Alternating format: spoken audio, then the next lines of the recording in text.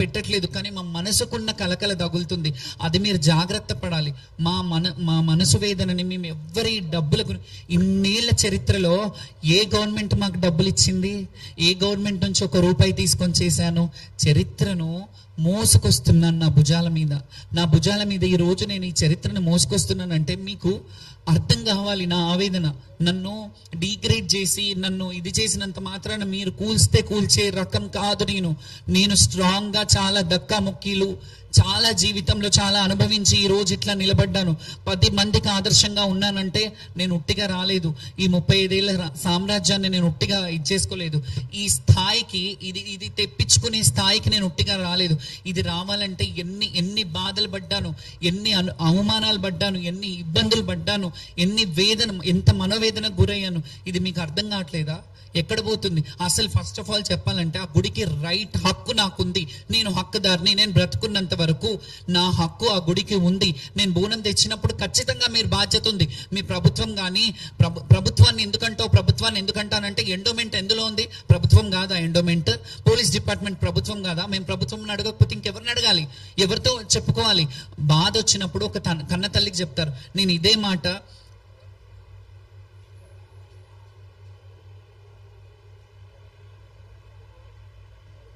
ఇది పంపించావు నాకు.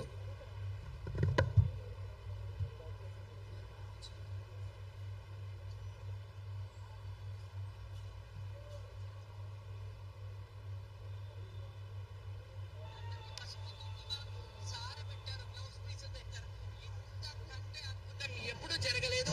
దీని అంతటికి మన రాష్ట్ర ప్రభుత్వం అందరూ చల్లగా ఉండాలి, మన రాజు బాగుండాలి, మనమందరం బాగుండాలి, సకాలంలో వర్షాలు పడాలి. అమ్మా తల్లి జోగినీలము నీ బిడ్డలమమ్మా. యాదేవి సర్వభూతేషు శక్తి రూపేణ సంస్థిత మాతృరూపేణ సంస్థిత నమస్తస్సే నమస్తస్సే నమస్తస్సే నమో నమ. మాత మాణిక్యాలమ్మ దేవి సమేతంగా శ్రీ మహంకాళి అమ్మవారు, అలాగే మాతంగేశ్వరి రాజశ్యామలాదేవి ఎంత ఆనందంగా ఈ రోజు పూజలు అందుకున్నారు. చాలా అద్భుతం. Thank you. ఇలాగే మీరందరూ సహకరించినందుకు మీడియా ప్రతినిధులకు కూడా పేరు పేరున నా హృదయపూర్వక నమస్సుమాంజలి. Thank you so much. జై బోలో మాంకాళమ్మకి. ఇది శివశక్తుల విజయమే కాదు, ఇది యావత్ తెలంగాణ విజయం. Thank you so much. ఇందులో ముందుగా నేను ఈ వీడియో చేసినప్పుడు ఈ వీడియోలో నేను ముఖ్యమంత్రి గారిని మా రాజు అని చెప్పాను. డెఫినెట్గా ఆయన రాజే. ఎందుకు చెప్పనా? రాష్ట్రాన్ని ఎవరు పాలించినా వాళ్ళు రాజులే. మన రాష్ట్రానికి రాజు వాళ్ళు. మా రాజు బాగుండాలి, రాజు బాగుంటే రాజ్యం బాగుంటుంది అన్న వీడియోలు మీ అందరికీ తెలుసు కదా. బాగుంటే బాగుందన్నాం, బాగాలేనప్పుడు బాగాలేదని అంటే దాన్ని రాజకీయం ఎందుకు చేస్తున్నారు? శ్యామల కావాలని చేస్తుంది. మరి నేను మీ గురించి బాగా చెప్తే మంచిది, లేకపోతే చెడ్డదన్నా? ఇదేనా మీరు ఇస్తున్న మెసేజ్ జనాలకి? మేము ఎవరి వ్యక్తిగతం కాదు, మీరు ఆ స్థానంలో ఉన్నారు కాబట్టి మిమ్మల్ని క్వశ్చన్ చేస్తున్నాము. మీరు ఆ స్థానం లేకపోతే మేము క్వశ్చన్ చెయ్యము. ఇంకెవరన్నా ఉంటే ఆ స్థానంలో వాళ్ళని నిలదీస్తాము. ఇది మీరు ప్రభుత్వ అధికారులు కొంచెం దీని మీద దృష్టి పెట్టి ఎవరైతే ఇలా దుష్ప్రచారాలు చేస్తున్నారో వాళ్ళ మీద యాక్షన్ తీసుకోవాలని నేను కోరుకుంటున్నాను. అండ్ ముఖ్యంగా ఇంకొక విషయం కూడా చెప్తాను. ఫస్ట్ ఆఫ్ ఆల్ ప్రభుత్వానికి ఒక సలహా ఇస్తున్నా నేను ఇప్పుడు. గతంలో ఎన్టీఆర్ గారు 3:30 గంటలకు వచ్చి హారతి, ఎర్లీ మార్నింగ్ 3:30, 4 o'clock వచ్చి హారతిలో పార్టిసిపేట్ చేసేవాళ్ళు. హారతి తీసుకొని వెళ్ళేవారు అమ్మవారికి. తర్వాత ఎవరు వచ్చినా, చంద్రబాబు నాయుడు గారు వచ్చినా, ఎవరు వచ్చినా 8-9 గంటల లోపల అయిపోయేది. అది రాను మట్ట మధ్యాహ్నంకి వచ్చేసరికి అక్కడ ఆ టైంలో పీక్ టైం. ఇప్పుడు మాకెందుకు టైం పెడతారని మేము అడుగుతున్నామా? మేము కొట్లాడాలంటే చాలా విషయాలలో ఉన్నాయి. మేము సామరస్యంగా మాట్లాడుతుంటే మీకు ఎప్పుడు నేను పోలీసు వాళ్ళని తిడుతున్నాను, గవర్నమెంట్ని తిడుతున్నాను అని అంటున్నారే కానీ మా బాధ ఏంటి, మా ఆవేదన ఏంటి అని ఒక్కసారైనా అర్థం చేసుకొని కూర్చోబెట్టి మాట్లాడుతున్నారా? ఏదో మాట్లాడుతున్నారు, నామమాత్రానికి వదిలేస్తున్నారు. ఇప్పుడు నిజంగా చెప్తున్నాను, నాకు జరిగిన అవమానం మీద తీవ్రంగా ఖండిస్తున్నాను. ఇది ప్రభుత్వం ఖచ్చితంగా చర్యలు తీసుకోవాలి ఎవరి మీద అయితే చేస్తున్నారో. దీని మీద ఎవరైతే సోషల్ మీడియాలో నా మీద రాంగ్ ఫాల్స్ అలిగేషన్స్ పెట్టారో, కొంతమంది శివశక్తులు కానీ కొంత సోషల్ మీడియా కానీ, వాళ్ళ మీద సీరియస్ యాక్షన్ తీసుకోవడానికి నేను మా లీగల్ టీమ్ని నుంచి నేను వాళ్ళు మాట్లాడతారు. సాయి కృష్ణ ఆజాద్ గారు. ఏంటండి?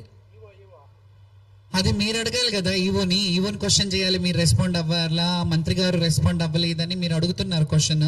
అది మీరు వాళ్ళని అడగాలి, వాళ్ళు ఎందుకు రెస్పాండ్ అవ్వట్లేదో మాకు కూడా అర్థం కాలేదు. ఎందుకంటే వాస్తవానికి అక్కడ జరిగిన ఈవో అధికారి ఎవరైతే ఉంటారో వాళ్ళు రెస్పాండ్ అయ్యి ఇలాంటి కాదు అని చెప్పి మమ్మల్ని ఏమైనా మాట్లాడాలి. మాకు మారుబోనం చేపిస్తాను, జోగు బోనాలు చేసుకుంటాం, మేము మాకు అసంతృప్తిగా ఉన్నాము, మళ్ళీ మారుబోనం చేస్తాము, మళ్ళీ అమ్మవారిని సంతోషంగా వేడుకుంటాము, రాష్ట్రం బాగుండాలని చాలా మంది ఏడ్చుకుంటూ పోయారు.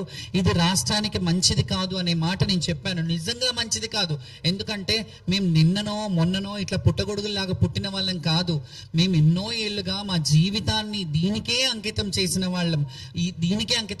వాళ్ళం కాబట్టి మా నోటి నుంచి ఏదన్నా అంటే అది మంచిది కాదు అనే మాట అనడంలో తప్పేముంది? మీరు సరి చూసుకోండి, మీరు చేసిన తప్పిదాలు సరి చూసుకోండి అని అన్నాను. నేను ఎక్కడ ప్రభుత్వాన్ని ఇది చేయలేదు కదా. మీరు ఎందుకు దాన్ని రాంగ్గా పోర్ట్రే తీసుకుంటున్నారు, రాంగ్గా ఇచ్చేస్తున్నారు? వాళ్ళు సంజాయిషి ఇవ్వాలి, అలాగే మారుబోనం కూడా జోగినీల బోనాలు చేపిస్తాను అని అన్నారు. దాని మీద కూడా ఇప్పటి వరకు అయితే మాట్లాడలేదు. ఎందుకంటే వాళ్ళు ఏమైనా మాట్లాడి వాళ్ళు ఏమైనా హామీ ఇస్తే బాగుండేది. జస్ట్ మంత్రి గారు వచ్చారు, చెప్పేశారు, వెళ్ళిపోయారు. ఈ సోషల్ మీడియాలో ఇలాంటివన్నీ జరిగాయి. దీన్ని అన్నిటికీ ఖండించాల్సింది ప్రభుత్వమే. ఇక నేను వదిలేస్తున్నాను, ఎందుకంటే నా మీద ఎన్ని వార్తలు రాసుకుంటున్నారు, ఎన్ని చేసుకుంటున్నారు. కొంతమంది మాత్రం చేశారు సోషల్ మీడియా, అందరూ అనట్లేదు. నిజంగా కొంతమంది సోషల్ మీడియా వాళ్ళు అక్కడ ఉన్న ప్రతి ఒక్కరిని, ప్రతి మహిళలని, అక్కడ ఉన్న చిన్న బిడ్డలని కానీ చాలా మంది ఓవర్సీస్ నుంచి వచ్చి, బయట దేశాల నుంచి వచ్చి బోనం తీసుకుంటుంటే ఈసారి వరస్ట్ ఉందంట అని చెప్పారు. వాళ్ళందరినీ కొన్నారు అనే మాట మాట్లాడారు కదా, వాళ్ళందరూ కావాలని చేశారా? కింద బోనం పడిపోయింది, నాకు బిడ్డ పుడితే నేను బోనం తెస్తాను అని చెప్పిన వాళ్ళు యాక్టింగ్ చేశారా? వాళ్ళు యాక్టింగ్ చేస్తున్నట్ట? ప్రపంచంలో దేశంలో మన రాష్ట్రంలో ఇన్ని సమస్యలు ఉన్నాయి వదిలేసి శ్యామల పడిపోయింది, స్పృహ తప్పింది, డ్రామానా అని అంటే మా బాధ మాకు తెలుసు. ఇన్నేళ్ళు సంపాదించుకున్న ఈ అస్తిత్వాన్ని మేము రోడ్డు మీద పడేసుకోవాలని ఎప్పుడు అనుకోము. కొంచెమైనా మాకు సంస్కారం ఉంది, సిగ్గుండాలి అలాంటి మాటలు మాట్లాడే వాళ్ళకి. ఎందుకంటే ఇన్నేళ్ల కష్టాన్ని, ఇన్నేళ్ల జీవితాన్ని ఒక రోడ్డు పాలు అవుతుందని ఎట్లా అనుకుంటున్నారు? నేను అలా చేసుకుంటానని. నేను కింద పడితే డ్రామా ఎట్లయితే? కింద పడడం వల్ల నాకు వచ్చే లాభం ఏంటి? నాకు నష్టమే కదా. నాకు అభిమానులు ఎవరైతే ఉన్నారో వాళ్ళందరూ ఎంత బాధపడ్డారు. 2,60,000 మంది నాకు ఫాలోవర్స్ ఉన్నారు ఇన్స్టాగ్రామ్ లో. ఆ 2,60,000 మంది నన్ను అడగరా? నా అభిమానులు కాదా? వాళ్ళకి ఆన్సర్ ఇచ్చుకోవాల్సిన అవసరం ఉంటుందా? మీరు ఏది పడితే అది మాట్లాడేస్తే, ఏది పడితే ఇదిలో కొంతమంది సోషల్ మీడియాలో భక్తుల దగ్గరికి వెళ్ళి ఎలాంటి ఇబ్బందులు జరిగాయో అవన్నీ కళ్ళకు కట్టినట్టు చూపించారు.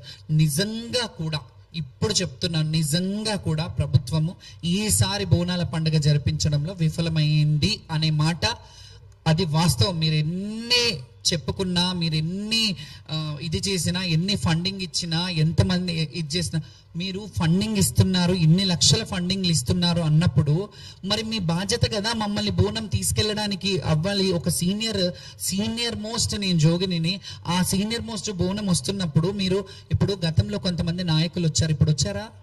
కానీ ఆ నాయకులు ఉన్నప్పుడు నేనున్నాను, ఇప్పుడు నేనున్నాను, రేపు కంఠంలో ప్రాణం ఉన్నంత వరకు, మా ఊపిరి ఉన్నంత వరకు ఈ బోనాల కల్చర్ని రిప్రజెంట్ చేస్తూనే ఉంటాము. అది ఎవరు ఉన్నా ప్రభుత్వంలో, నేను ముందు కూడా చెప్పాను, ప్రభుత్వంలో ఈ రోజు ఉంటారు, రేపు ఉండరు.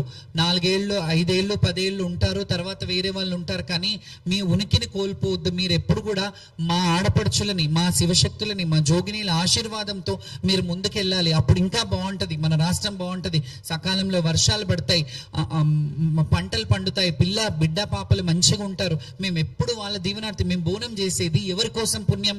మేము బోనం చేస్తే మేము చేసేది ఎవరి కోసం? మీరు చేసుకునేది మీ బిడ్డల కోసం, మీ మొగుడు పెళ్ళాలు వాళ్ళ కోసం, మీ ఫ్యామిలీ కోసం. మేము చేసేది రాష్ట్రం బాగుండాలని మాత్రమే, ఇంకేది ఉండదు మాకు. మేమేదో ఎన్ని సంవత్సరాలు బ్రతుకుతారండి? ఎన్ని రోజుల జీవితాన్ని అనుభవిస్తాం? ఆల్రెడీ సగం జీవితాన్ని అనుభవించేశాను. నాకేంటి ఫ్రీ పబ్లిసిటీ అవసరమో? నేను జనాలలోకి వెళ్తే వేలాది మంది నన్ను ముట్టుకుంటే చాలు. బోనాల పండుగలో ఈ సందర్భంగా చెప్పొద్దు అనుకున్నాను కానీ చెప్తున్నాను. నేను నడుస్తే నా కాళ్ళ కింద మట్టి కూడా తీసుకొని బొట్టు పెట్టుకున్న వాళ్ళు ఉండారండి. అది నేను సంపాదించుకున్న అస్తిత్వం. నా గర్వంగా ఉంది నాకు ఈ రోజు తెలంగాణలో ఆడబిడ్డగా, జోగినిగా పుట్టినందుకు. నేనేం రిగ్రెట్ ఫీల్ అవ్వట్లేదు, ఎందుకో భిక్షం అడగట్లేదు నేను ఎవరిని, ప్రభుత్వాన్ని బిచ్చమేమని అడగట్లేదు నేను, లేకపోతే వేరే వాళ్ళని. నన్ను నమ్ముకున్న వాళ్ళు, నన్ను ఇంటికి పిలుచుకొని ఎవరైతే నాకు అన్నం పెడుతున్నారో చూడండి, ప్రతి గడప చల్లగా ఉండాలి. ఆ ప్రతి గడపకు, ఎందుకంటే మాతో బోనాలు చేపించుకునే వాళ్ళు ఉంటారు. అయ్యో శ్యామల బోనం పడిపోయిందంట కదా నీది ఏందట్లా అని వాళ్ళకు కూడా తెలియని ఒక భయాందోళన క్రియేట్ చేశారు ఈ సోషల్ మీడియా వాళ్ళు. బోనం పడిపోయిందంట, బోనం పడిపోయిందని మీరు లాంగ్గా ఎట్లా ప్రొజెక్ట్ చేస్తారు? నేను మంచిగా తీసుకెళ్ళిన బోనం. కానీ మళ్ళీ చెప్తున్నాను, నేను ఆటపాటలతో వెళ్ళలేదు, వాయిద్యాలను మధ్యలో ఆపేశారు, మా పిల్లల్ని మధ్యలో ఆపేశారు, బోనం అది ఒడిబియ్యం మధ్యలో డిస్టర్బ్ అయిపోయింది, మేము డిస్టర్బ్ అయిపోయాము. 4 చోట్ల ఆడుతుంటే బ్యారికేడ్లు చేసి తాడులు లేపి ఇట్లా చేశారు. ఇంకొకటి, నేను ఒక్కదాన్ని అని అంటే వేరు. సరే, నా బిహాఫ్ కొంతమంది మాట్లాడారు కదా, వాళ్ళ మాటలు వినిపిస్తాను మీకు.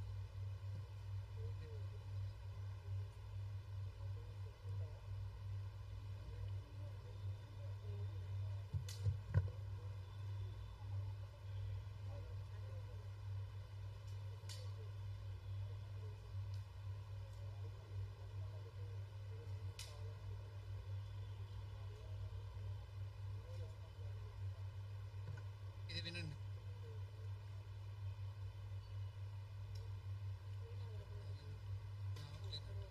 చాలా వీడియోలు పెడతాను నేను, చాలా వీడియోలు ఉన్నాయి. ఇది ఒక్కటి నేను అతిగా చేస్తున్నాను.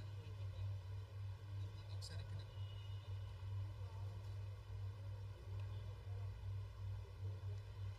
ఇది ఎక్కడికి తీసుకెళ్తున్నారు మన శివశక్తులే మన వాళ్ళని? కానీ మాకు మీటింగ్ లో చెప్పారు 1-4 మీటింగ్ లో చెప్పారు మేడం. మాకు మీటింగ్ లో 1-4 అని చెప్పారు. మీటింగ్ లో చెప్పినాక ఇప్పుడు ఏమైంది, మా ఉపవారం అమ్మ దగ్గర ఆపేసారు. ఉపవారికి 10,000 రూపాయలు ఉపవారం ఇచ్చింది, అమ్మ దగ్గర ఆపేసారు. మరి మాకు మేము కొంచెం పాట మనకు మాట చెప్పండి, 10,000 వాళ్ళకి ఇవ్వాలి, ఉపవారం లోపల రానివ్వలేదు, సపరేట్ క్యూ లైన్ లేదు. ఇదేనా సిస్టమ్ ఫెయిల్ అయిందంటే ఈసారి అంత ఫెయిల్ అయింది మేడం. మీకు పోయినసారి కూడా అది పోయినసారి మంచిగా లేదు. అందరూ వెళ్ళి మాట్లాడుతారని చెప్తున్నారు. ఇది నేను చెప్పిన మాట కాదు. మేము ఇంతవరకు ఎత్తుకుని ఇక్కడికి చెప్పండి. మీరు ఏం తినకుండా ఉపవాసం ఉండి వస్తుంటారు బోనాలను. మాకు ఉపవాసంగానే బోనం ఎత్తుకున్నాం. మేము పచ్చి మంచిలు దాకా ఎత్తుకున్నాం బోనం. మేము తెలుసా 11 కిలోల బోనం బరువు ఉంటుంది మాకు. మీ బోనం ఎత్తుకుని చూడండి మీరు. ఇంత బరువు ఎత్తుకుని ఇంత బాగుపడాలి మీరు. మంచి బోనం ఎత్తుకున్నాను. ఇನ್ನು పోలీసు వాళ్ళు మిమ్మల్ని సెపరేట్ పంపిస్తా అంటున్నారు కదా. పంపించలేదమ్మా పోలీసు వాళ్ళు. మీకు ఎవరు చెప్పారు మీటింగ్ లో? పోయి వాళ్ళు అడుగుదని చెప్తారు వాళ్ళు.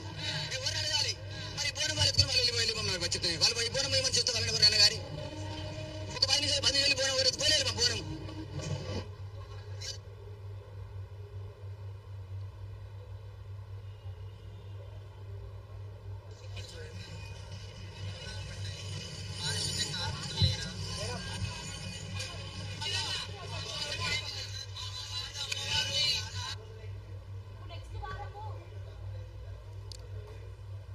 ఏదండి? ఓకే, దేన్ని పట్టుకొని?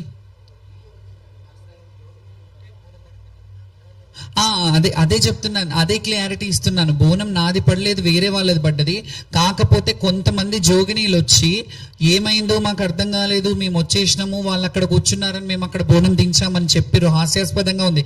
మీకు కొంచెం సిగ్గుండాలా ఆ బోనం ఎక్కడ పడితే అక్కడ దించనీకి. మరి మీకేం జరిగిందో బయట మీకు జరిగిన అవమానం అక్కడ దించారనుకున్నాను, కానీ మేము దించమన్నాం అక్కడ. మేము కొంతమందిని అయితే ఒకరట్లా అన్నారు, కానీ మిగతా వాళ్ళు నిజంగా కూడా నా కళ్ళారా చూశాను, వాళ్ళని లోపలికి పంపించట్లేదు. బోనం ఎత్తుకున్నారు, మీ టైం అయిపోయిందని అంటున్నారు, వాళ్ళని లాగుతున్నారు.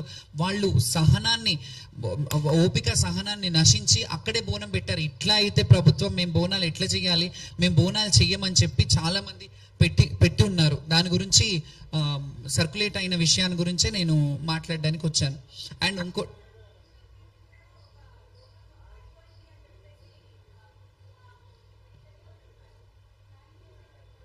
అది ఆవిడ చెప్తే బాగుంటుంది. బోనాలు వచ్చారు ఆ రోజు కాదు గతంలో.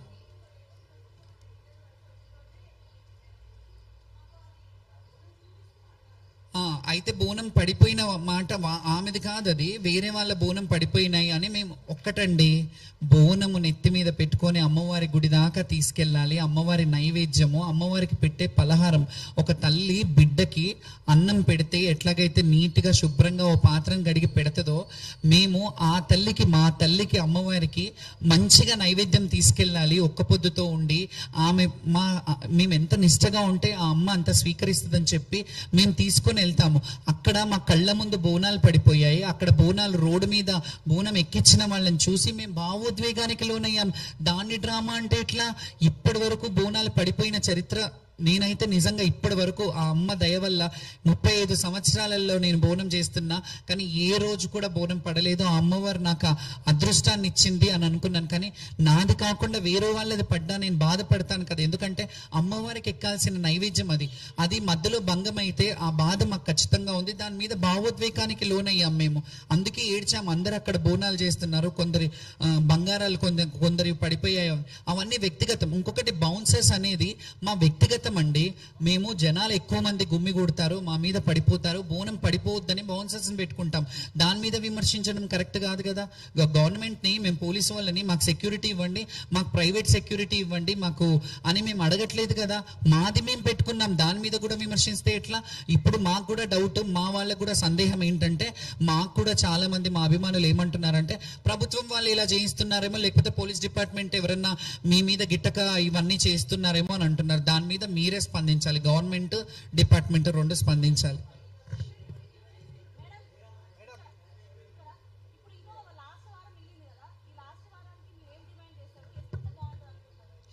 లాస్ట్ వారంకి ఒకటేనమ్మా, ఇట్లా చేస్తే మాత్రం ఇంకా మేము బోనాలు చేయడం మనుగడ కనుమరుగైపోతుంది. శివశక్తులు బోనాలు మీరు ఇన్ని కోట్లు ఇచ్చి, ఇన్ని కోట్లు మేము ఖర్చు పెడుతున్నామని చెప్పి ఎవరైతే